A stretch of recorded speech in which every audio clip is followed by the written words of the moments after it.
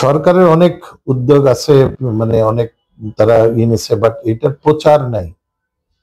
যেরকম আমি যদি বলি, আমার কয়েকদিন আগে প্রবাসী কল্যাণ মন্ত্রণালয়ের সিনিয়র সচিব, ওনার সাথে আমার কথা হচ্ছিল।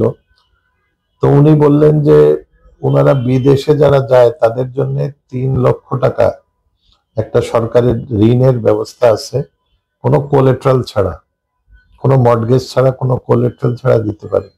এটা খুব ভালো একটা পদক্ষেপ আমি মনে করি, বাট কেউ জানে না। যেরকম আমি জানি না, আমার মনে হয় বাংলাদেশের যারা বিদেশে যেতে চায় এরকম অনেকেই জানে না।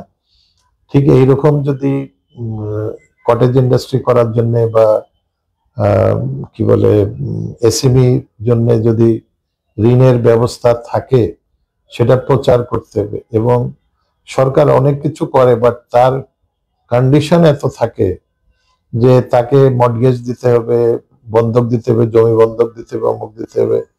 তো সেই রকম যোগ্যতা হয়তো সবাই থাকে না। তো কিছু তো সরকারের রিস্ক নিতে হবে। যেরকম কত লক্ষ কোটি টাকা বড় বড় ব্যবসায়ীরা, দুর্বৃত্তরা মেরে দিল ব্যাংকের টাকা।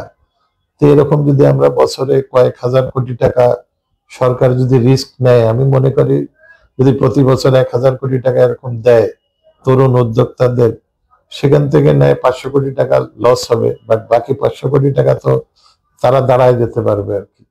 এটা একটা খরচ হিসাবে নিয়ে সরকার ইজিলি এই জিনিসগুলো করতে পারে।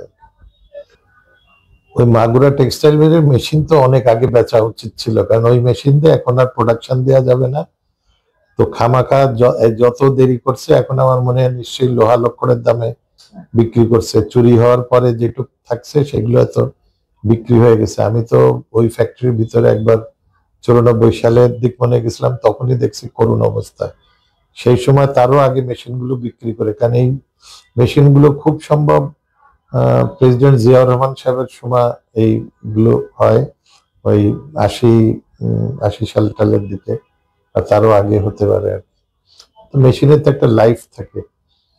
তো এখন ওইটা যেহেতু টেক্সটাইল মিলস কর্পোরেশনের ছিল, এখন তো সরকার আস্তে আস্তে সরে আসতেছে, যে সরকারি সমস্ত প্রতিষ্ঠান লস করে, সেই জন্য সরে আসতেছে।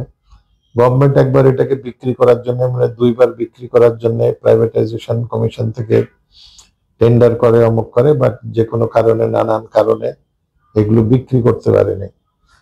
আমি তো মনে করি এগুলো সরকারের উচিত এগুলো ডিসইনভেস্ট করে দেয়া, বিক্রি করে দেয়া। এখন যদি জমিও খালি বিক্রি করে, প্লট করে সরকার, সেই টাকা দিয়ে মাগুরার অনেক ইন্ডাস্ট্রি করা সম্ভব।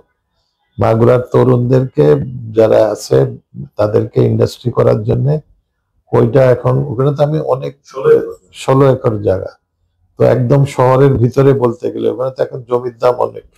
আপনারাই বলতে পারবেন 16 একর জমির দাম কত, নিশ্চয় কয়েকশো কোটি টাকা হবে, কি তারও বেশি হবে মানে। তো এরকম অনেক এরকম প্রকল্প অনেক জায়গা সরকারের জিনিস পড়ে আছে, তো এগুলো করা উচিত। এখন সমস্যা হলো এগুলো তো দেখার কেউ নাই।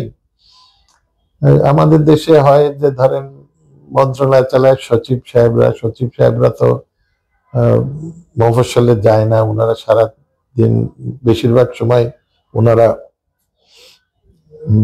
ওনাদের মন্ত্রণালয়, ওনাদের অফিস নিয়ে ওনাদেরকে ব্যস্ত থাকতে হয়।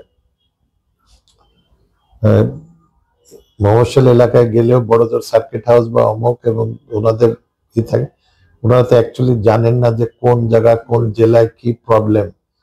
তো এই প্রবলেম গুলো জানানোর একটা ব্যবস্থা থাকলে ভালো হতো আর কি। আমি যেরকম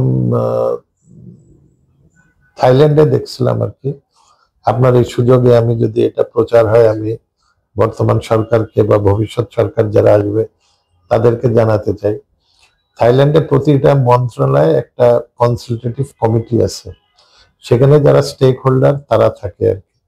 ধরেন একটা শিল্প মন্ত্রণালয়, সেখানে কাস্টমসের লোক থাকবে, ইনকাম ট্যাক্সের লোক থাকবে, ইলেকট্রিসিটি গ্যাসের লোক থাকবে, প্লাস ব্যবসায়ীরা থাকবে। তারা প্রতি মাসে একবার করে তারা মিটিং করে আর কি। তো তাহলে তারা যেহেতু সচিব বা মন্ত্রী থাকে, আমাদের দেশে যদি দেখেন যে মন্ত্রী হয়, সে হয়তো ব্যবসায়ী না, সে হয়তো অন্য লাইনের থেকে আসছে, তার তো জানার কথা না কি সমস্যা। যিনি সচিব হন ওনারও জানার কথা না, কারণ উনি ব্যবসার লাইনে নাই আর কি।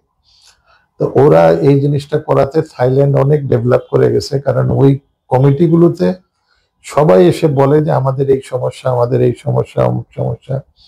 এই যে আমরা ধরেন যে গ্যাসের যে সমস্যা, বিদ্যুতের সমস্যা, আমাদের এখন প্রায় আমার যেরকম ক্যাপটিভ জেনারেটর পাওয়ার, আমাদের নিজস্ব পাওয়ার আমরা নিজেরা তৈরি করি, কিন্তু গ্যাস পাই না।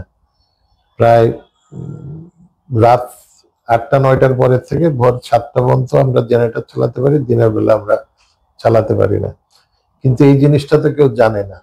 এই কালকে মানে পত্রিকায় দেখলাম যে আমাদের যে এখন অ্যাডভাইজার এই জ্বালানি বিষয়ের, উনি মনে করেন একটা ফ্যাক্টরি ভিজিট করে উনি বলছেন যে আমি স্বচক্ষে দেখে গেলাম যে ব্যবসায়ীদের গ্যাসের অভাবে কি সমস্যা হচ্ছে, এবং উনি বলছিলেন যে গতকাল বিকাল থেকে এই গ্যাসের সাপ্লাই বাড়বে আর কি। তো এইরকম তো সব জায়গায় যে যে দেখা সম্ভব না। তো এইরকম যদি প্রত্যেকটা মন্ত্রণালয় যদি এরকম থাকে, শিক্ষা মন্ত্রণালয় ধরেন যদি কথার কথা বলে, স্বাস্থ্য মন্ত্রণালয়ের যে বেশিরভাগ ক্ষেত্রে দেখা যায় যে স্বাস্থ্যমন্ত্রী হয় উনি হয়তো ডাক্তার না, বা উনি ডাক্তার হলে উনি খালি ওনার সাইডটা দেখে, রোগীদের কি সমস্যা হতেছে, কেন সমস্যা হতেছে, এটাকে কি করে ঠিক করা যায়, এগুলো তো ওনারা কেউ জানে না আর কি। তো এই জন্য একটা প্রতিটা মন্ত্রণালয়ে যদি এরকম কনসালটেটিভ কমিটি করা যায়, কনসালটেটিভ, তাহলে আমার মনে হয় অনেক বেশি প্রোগ্রেস হবে।